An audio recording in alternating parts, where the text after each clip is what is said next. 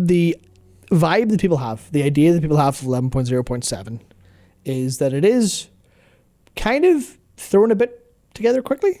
It's a little bit, here's an old island we didn't use. We'll reheat that and throw it out, which definitely isn't true whatsoever. You're looking at the crisis circlet. As you called it. Seriously circlet and going, well, that looks like the Onyx Amulet, but slightly different. And I think that's kind of the point. Yeah. Yeah, it's kind of the point. In the same way that hero talents are talents but kind of new, or the same way that talents are, they remake, they go, I will rework the class tree. Like, oh, you're using talents again? How adventurous of you? I severely doubt their entire plan was to reuse the amulet and then somehow try to slip it past us as if nobody would notice. Yeah, so I'm looking at the circlet, at least from what I can see so far, is definitely them deciding, okay, we will do things that are, we'll do things that are, I want to say slightly less interesting, but substantially less prone to failure. Also, Blaze, next year is not the next. Midnight's not next year. Midnight will be the first half of 26. Yeah. So yeah, Midnight's which is not 2025. Just over a year away. But yeah. Yeah. Yeah, the circlet is a little bit boring, more so than the amulet, but that's because the amulet they don't want to repeat amulet problems. Yeah, because the amulet was too interesting, and everything went horribly wrong. And of course, this is a little bit of a struggle when it comes to like borrowed power as a concept. But clearly, on that specific case, they're like, yeah, this is fine, because it's very specifically the mole that they've found works, which is that mid-season power bump. Oh yeah, borrowed power is fine. I think the problem is whenever it's an entire expansion-wide system that dominates the game and then needs a complete reset. Yeah. It's like with all things. I was going to say balance, but, not balance in the game sense. You have to strike a design balance. Too much borrowed power to the point where you've got your artifact weapons and 2 legendaries, and then suddenly it's BFA and you don't. That's obviously too much. Mm-hmm. Although something from patch to patch is completely fine. Mm. It feels like all this content is more catch-up or end-season power bump. Yes, but that's interesting because that is if you're looking at it from that perspective. If you're thinking, what is this patch, open brackets, as a series of interactions with the gameplay system? But that's cutting out everything else it is. Am I going to be this kind of guy? I can't remember the movie name. Are you going to be that kind of guy? One of Bruce Lee's movies. He has a bit where he's showing a student or apprentice, and he's like pointing up at the moon. Uh-huh. And he says something along the effect of, if you focus on the finger, you'll miss all that heavenly glory. Which is to say, don't hyperfixate on things, focus and see what is actually important. That's pretty grand for a 0.7 patch. It is, yes. But what I'm trying to say is, this is in terms of gameplay systems, just a bit of catch up. Just a bit of borrow bar for this. Well, it's a perspective thing. To some people it's that. To other people it's like the game. Yeah. Like the reason I will kind of immediately go to bat for this more than I would based on just pure concepts alone, because I had all the same thought. And then I played it. I got up at 5 o'clock this morning to play it for a bit on PTR, and I went, shit, this is good.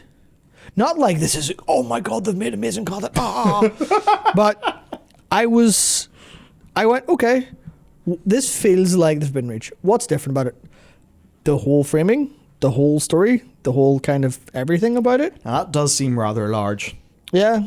And I went, okay, this is cool. The traversal is like basically what if Forbidden Reach and Mechagon had a bit of a baby. Don't know how you have a bit of a baby, but they got together and had some ideas together. And I think that's because the traversal in here with the go pack and the grappling hooks and stuff, and the incremental as you swim speed buff, like accelerating swim buff you get around the side is actually really quite enjoyable to get around with. The place is very small.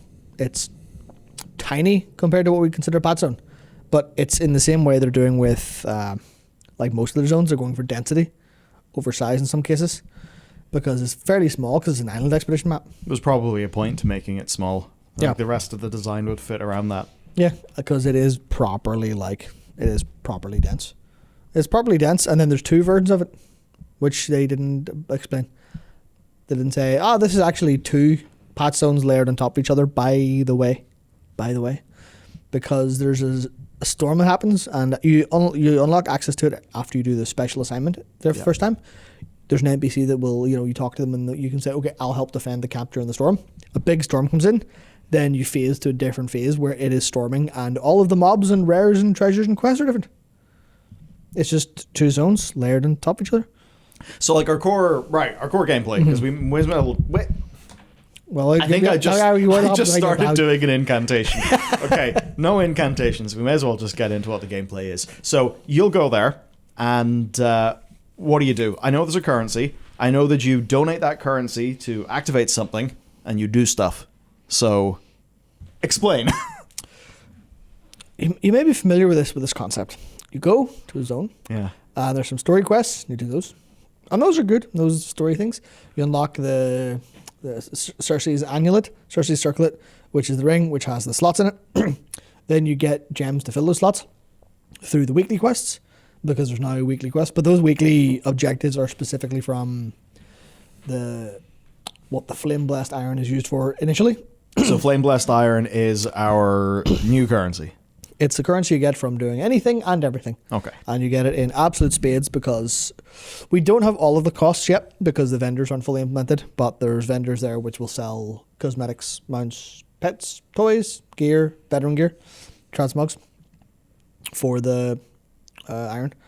But you get that from your rares, your treasures, your quests, all that kind of thing. But you donate them to this event table, and it basically goes, one of the 3 factions, I'll say, one of the 3 factions that are on the map will go and do something. So that's goblins, Arathi, Earthen, okay. Yeah, specifically the Assembly of the Deeps, because you've got the kobolds there digging big holes. And then you go under like into it, and you find enemies of different kinds, be that a big sludge monster or a big undead dragon, which is kind of weird. Oh. Don't know how that got there. Certainly had me thinking. Joy, yet another method of grinding. See, it's not really that much of a grind unless you want the rewards, which... generally it's an MMO. There will be rewards that you'll sort of earn over time. Yeah. So it does get to the stage where it's like, I don't know if you want to play an MMO. There's certainly that when it comes to the collection nature of doing everything.